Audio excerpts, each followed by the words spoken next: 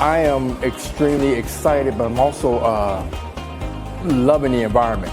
Any time you get like-minded people together, all doing the same thing, all carrying the same mantra, it's a wonderful thing.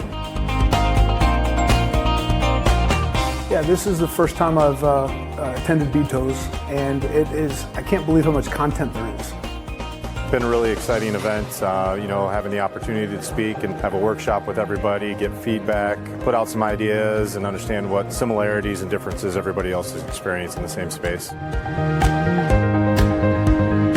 I downloaded the app this morning. I've been really impressed with it so far. It allows me to quickly understand what's going on, what I need to know, also see what the other participants are sharing in it. What they find interesting has been really helpful for me because it'll help me identify new things that I want to go do later today that I might not have known before.